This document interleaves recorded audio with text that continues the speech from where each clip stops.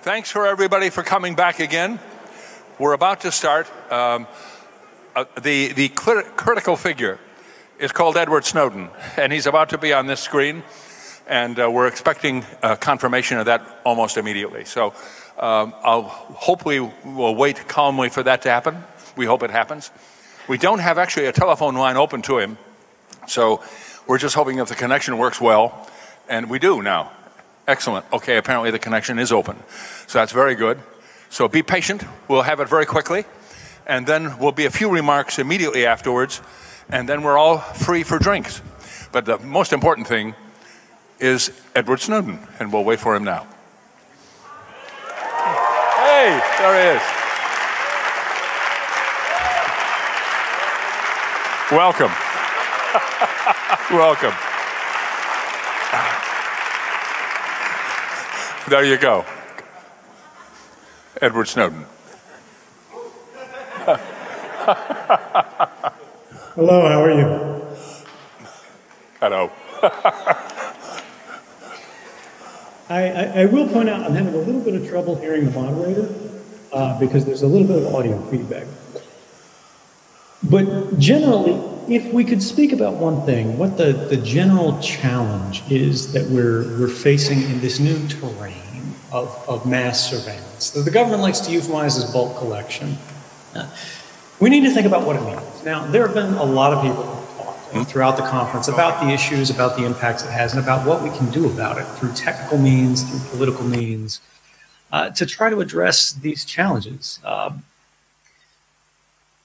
But we need to think about how we got here in the first place. We think, okay, we could get legal reform, but the courts that have reviewed these programs since 2013 have found if we can't rely on the law, what can we rely on? There are a number of people at the symposium who I think have much more radical politics than I do, and that's a good thing. I come from a federal background. I'm sort of a product of the bureaucracy, and that creates a lot of problems because I tend to be too conservative in the ways that I approach things. I tend to be overly concerned with the risk that something could go wrong. And while it's good to be cautious,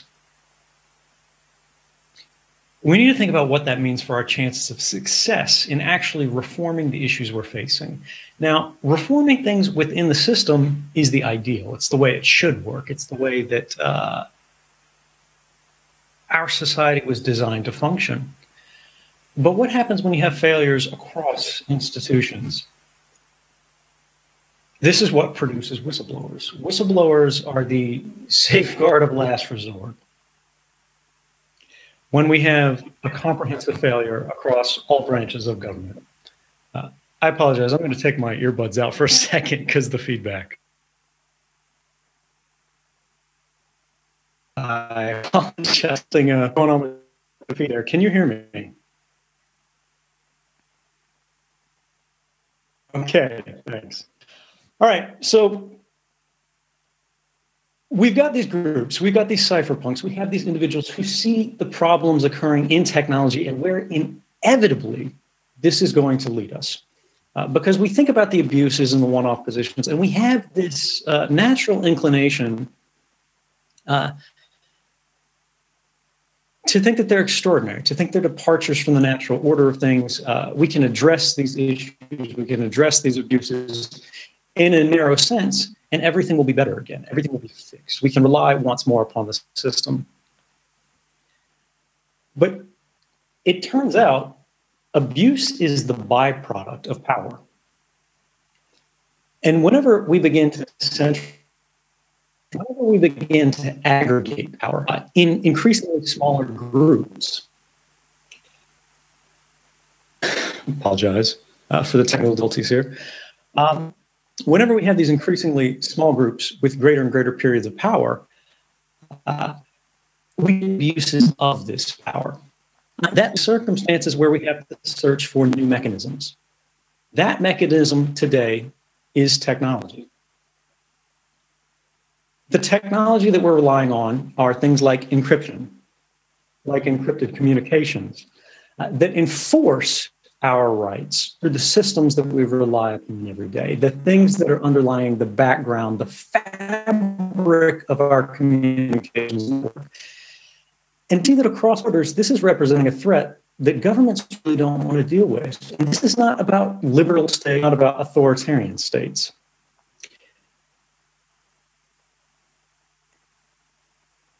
It's about the capability to the nature of government, the nature of society, the nature of our civil organizations.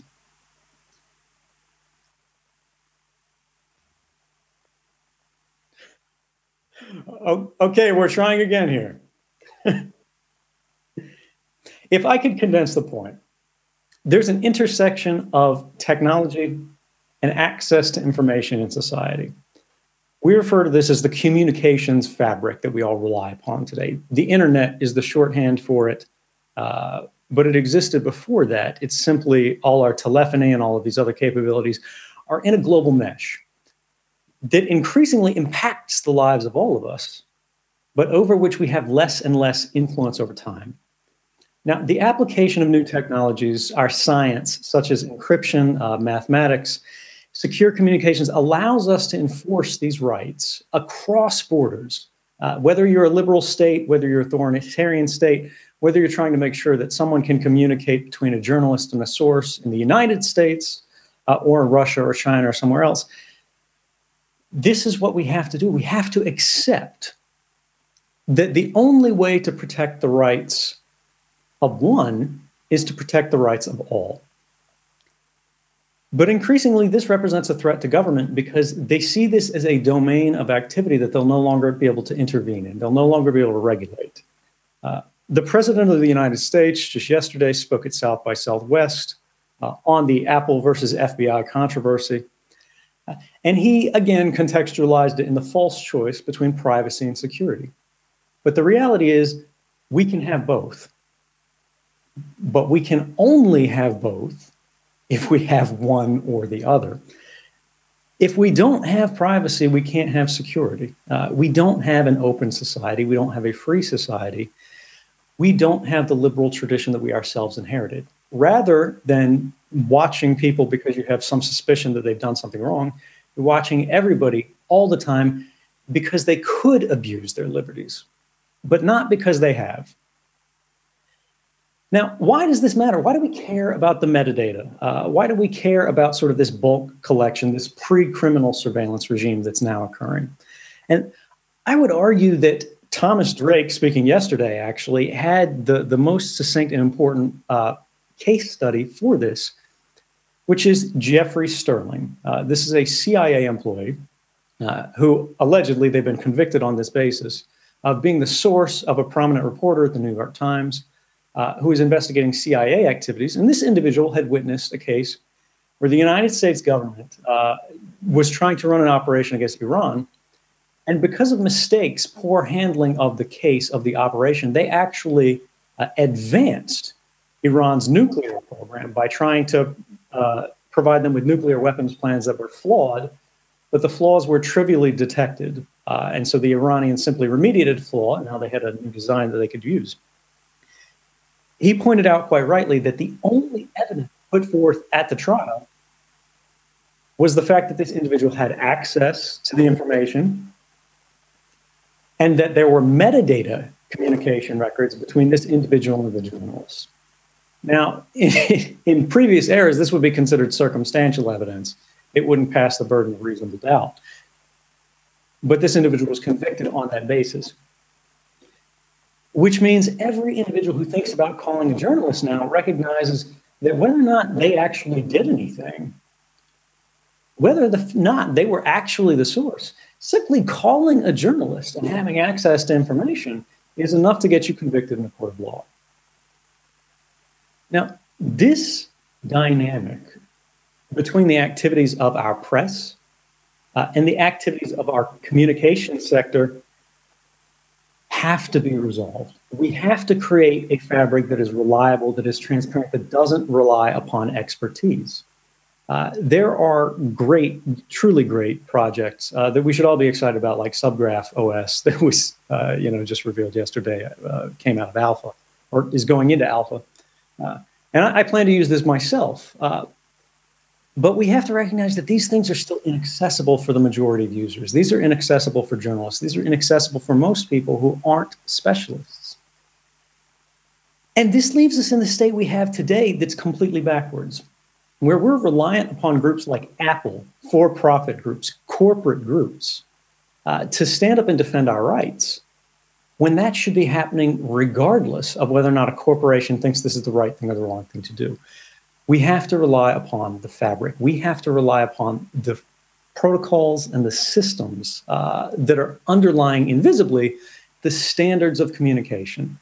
Now, what does this actually look like? What does this actually mean? This means a change in our political thinking, where we begin to get a little bit more radical as both technologists and journalists. We have a messaging problem.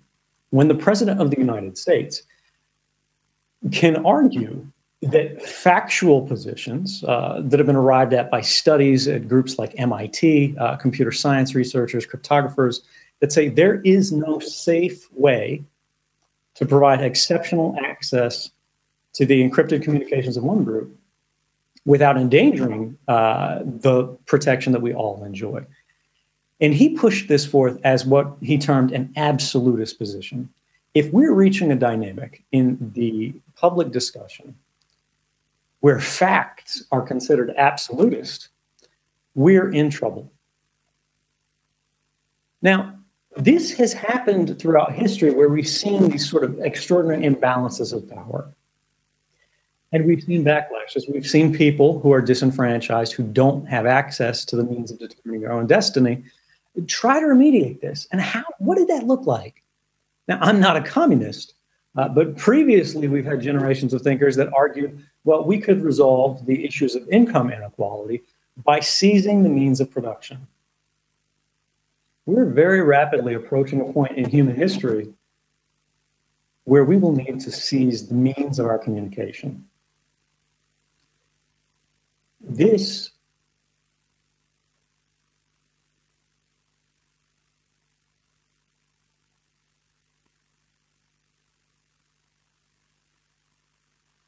is dangerous. It's risky. There's friction involved. We're reliant upon smaller and smaller groups of very sophisticated technical actors who are dedicating their time to very little material benefit, because a lot of these things are not commercially viable technologies. And once they become commercialized, they become co-opted and subverted. And what if they get it wrong, right? What if they make a mistake? What if the things that they push out there for protocol uses can be abused? Well, this will likely happen. There will be mistakes made, just as there have been throughout every endeavor in human history. When we think about press publication, this is one of the clearest examples.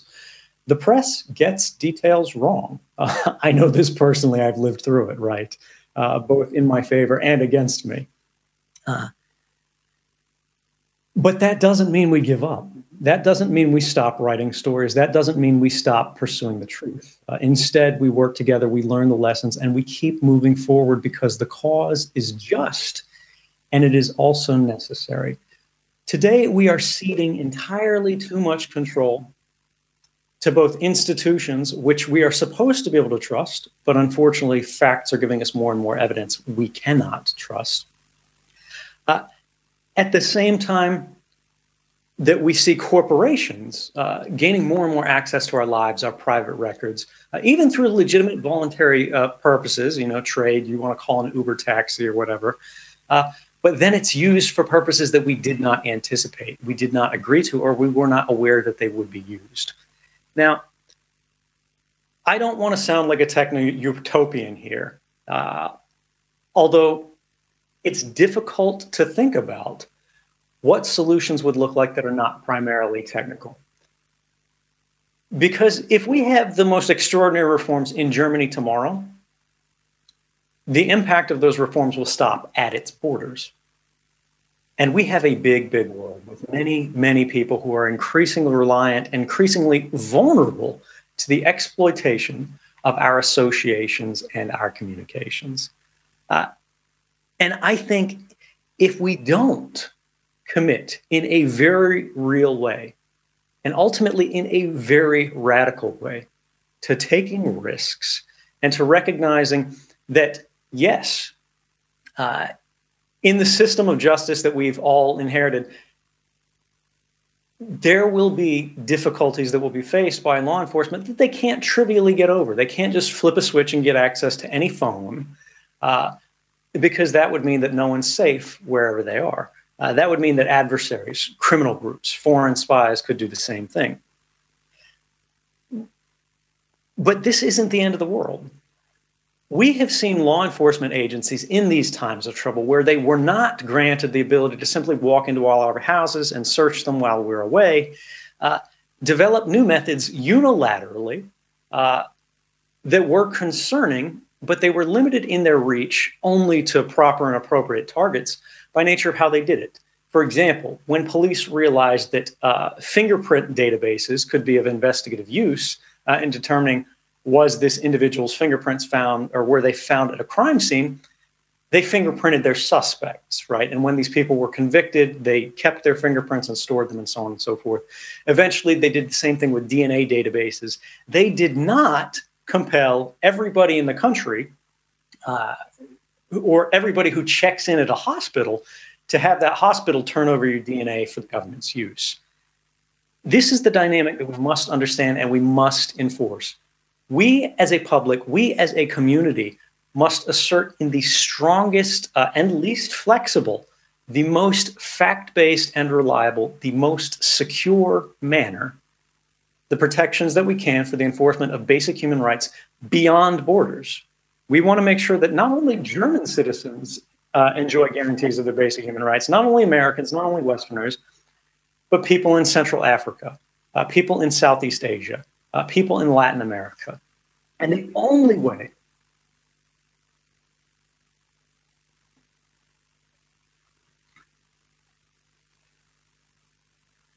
to protect the rights of one person is to protect them all. Now, this is going to be a fight politically because we see that politicians are consumed by the ease of fear in messaging. They have recognized over the last decade plus that saying this will save lives is persuasive to the average voter. We will never reach a point in society, I believe, where the average individual has time in their day because they have to work, they have to take care of their family. We all have different obligations to gain a specialist level of knowledge and understanding to be able to look at how they can adjust these balances. When the government says this will save lives, people are inclined to believe them. But let's look at the actual facts. Let's look at the case of September 11th. In the United States, we had a congressional investigation, the 9/11 Commission, that looked into all the facts. It had access to all the classified information from the CIA, the NSA, the FBI. And they found that it wasn't a case that we weren't collecting enough. We had all of the information we needed to thwart the plot. The problem was our focus was so scattered because we were targeting so many things. We were focusing on so many issues. We had so many programs that were collecting so much that we did not understand what we had, and we did not share it appropriately. And because of this, more than 3,000 lives were lost. Now, when we have politicians today that are saying we need to collect more, when we have Parliament in France that's saying we need to make sure that every manufacturer undermines the security of systems, gives us a backdoor, simply because some individual in an edge case, a rare case, could use it in the commission of a grievous crime, they're making us all less safe, and they are likely putting lives at risk rather than saving them. This is something that we have to focus on. Now, 9/11 is not an isolated case. In the Boston Marathon bombings in my country, we had two individuals operating in the wake of the largest, most indiscriminate dragnet surveillance program in the history of my country. And despite the fact that they were collecting the telephonic communications of everyone, both inside the United States and outside the United States, it didn't help at all. Because you have individuals who operate off the grid. Osama bin Laden stopped using a cell phone in 1998. He's not reading the newspapers today. He's gone now. His analogs are not reading the newspapers today and making their decisions on the basis of what the New York Times political debates are about. Yes, they do read newspapers. Yes, this will inform their thinking, the same as everybody else does. But we should not give up our access to a free press because it might. in some potential edge case, impact the actions of one criminal, when on the other hand, it empowers the whole of our society. At the end of the day, we have to make a decision. And this is, do we want to be a controlled society? Whether or not there's an argument that it will make us more safe, or do we want to live in a free one? Because you can't have both.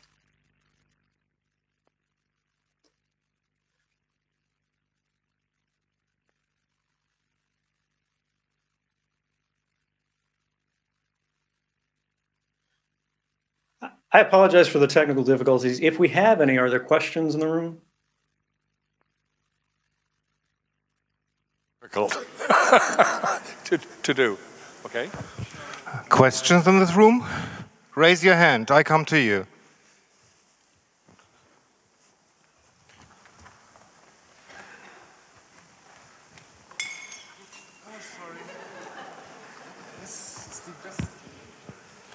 Thank you so much for joining us. One of the things I've been having conversations lately with people is about the next billion people. Can you give us some advice about how you see the people that have never touched a network device, how we can incorporate them into a secure computing environment? So I have to apologize. I actually can't hear the question through the audio input they're using. I'm not sure if they can get it directly in through the laptop audio, or if you could repeat it. All I got from it was about France and how do you secure the network. But could you give me a little bit more nuance there? Because that's a big question. Okay. Yes, I can hear you. That's perfect. Thank you.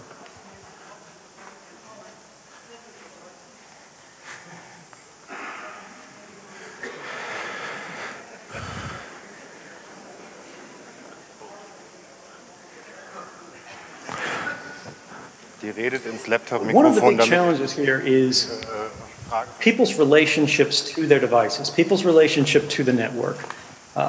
One of the tremendously damaging things culturally that has occurred as a product of the smartphone economy is that people have become very comfortable with intermediaries providing them access to every service, providing them access to every new program or piece of software they want to use. Their operating system is, as far as they know, the Facebook landing page. And this is something that Facebook is very excited about. They're trying to push forth new internet access plans that leave you at a Facebook landing page. They provide you access to a limited subset of services rather than the free and open internet. In terms of how do we accommodate this, how do we fight back against that? The challenge here is we have to do better. Fundamentally, when we look at human nature, people are driven by incentives. The average person is not an expert. They don't want to be an expert. They don't care. Learning is not fun. Learning is not something exciting. Learning is a chore. It's something that they're forced to do to achieve their goals. And the more that groups can reduce that burden of knowledge, the more people are inclined to use those services.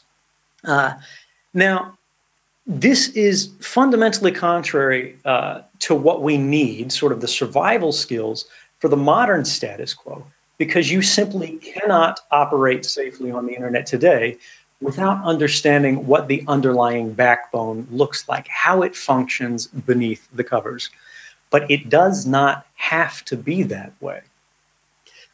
We can provide people basic skills. We can provide people basic understandings by teaching them as they go, by unlocking features and capabilities as they use programs that explain it bit by bit, kind of a gamification of the interface here, that teach people as they use it in a way that's fun, in a way that's enjoyable, in a way that's not burdensome, but is actually enjoyable.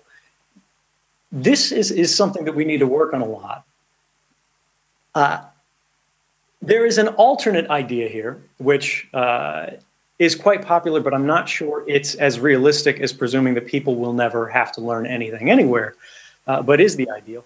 And that's that we compete directly with these billion-dollar corporate interests, and we win, that we are more successful in providing services that are frictionless, that are just as attractive, just as easy to use as Android or iOS, but aren't as dangerous to the individual's sovereignty, to the individual's rights, to the individual's ability to communicate and associate in a free and safe way.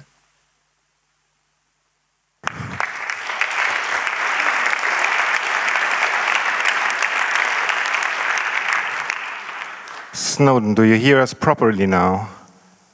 I do. That's much better. Thank you.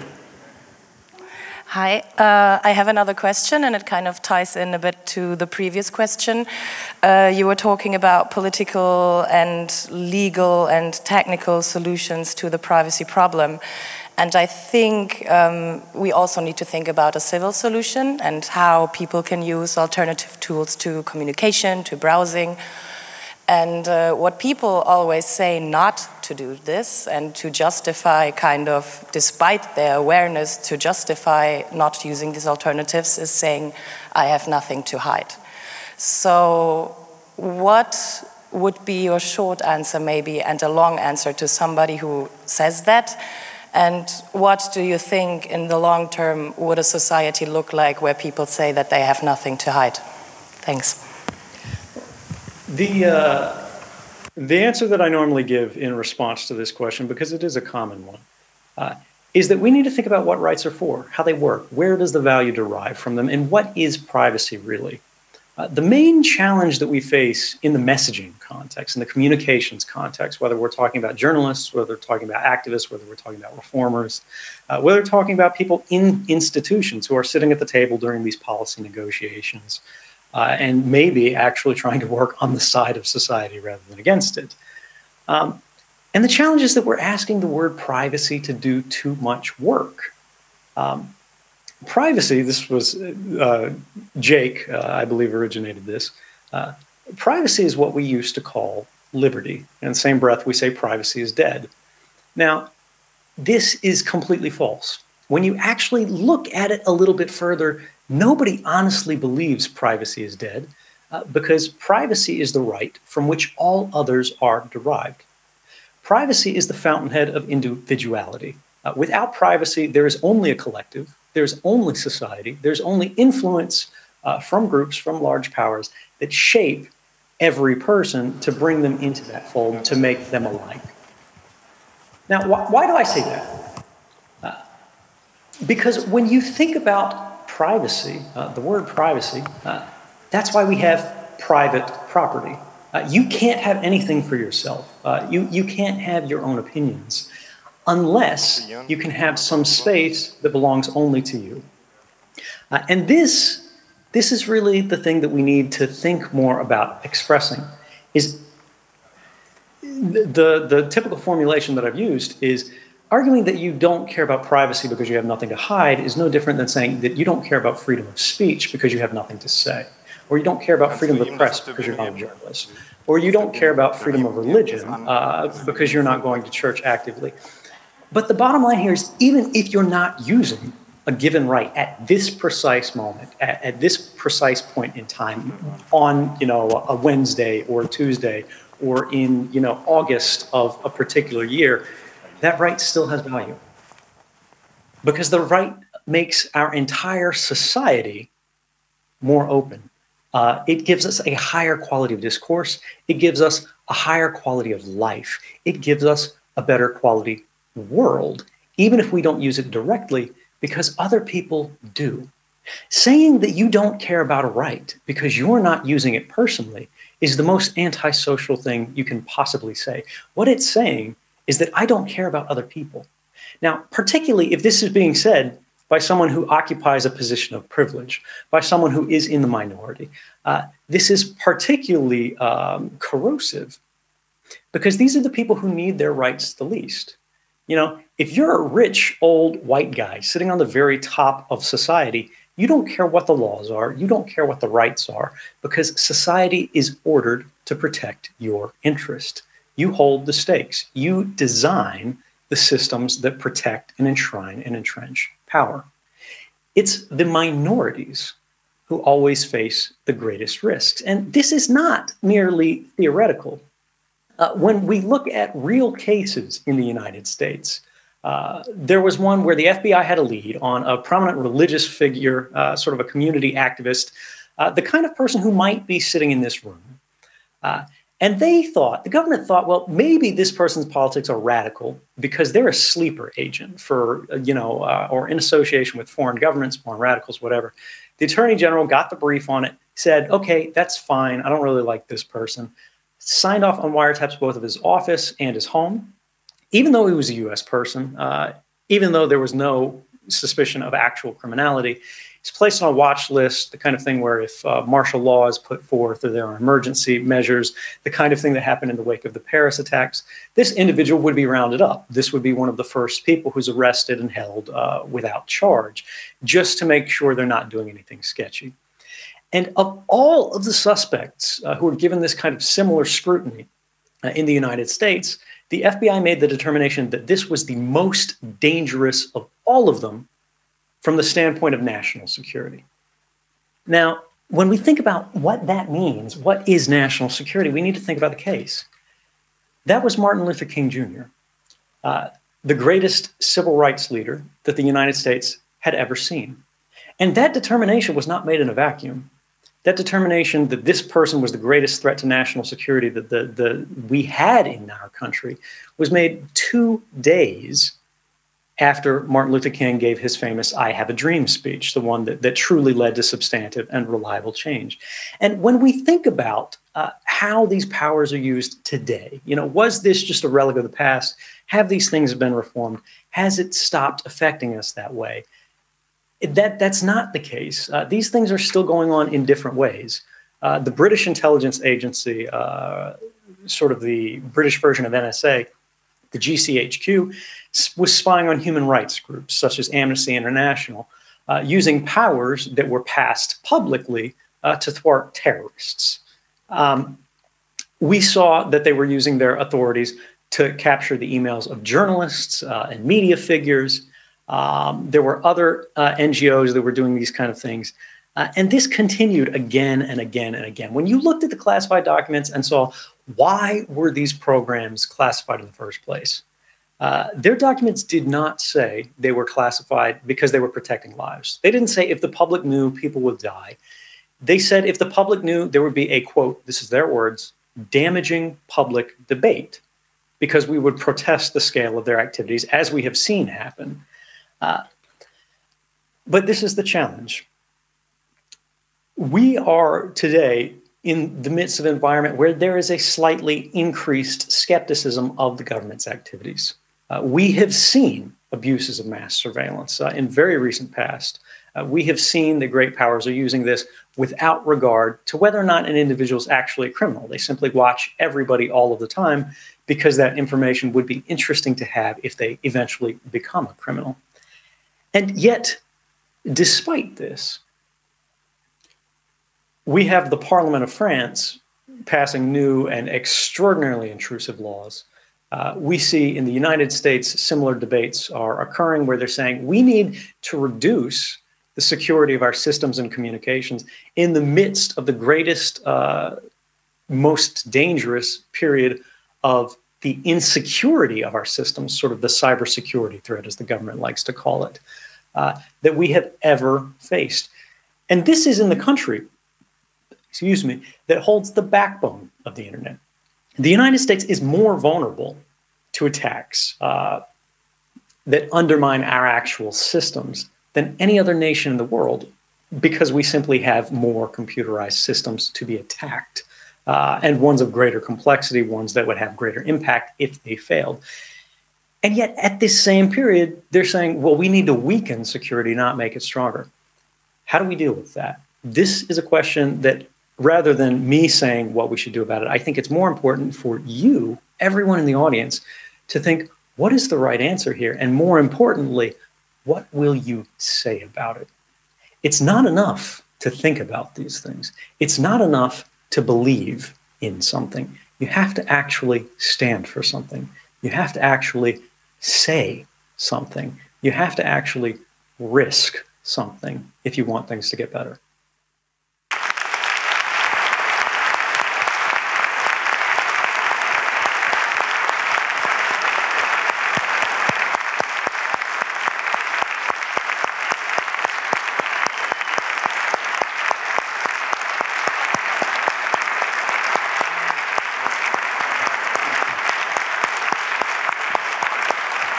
Thank you. Thank you very much.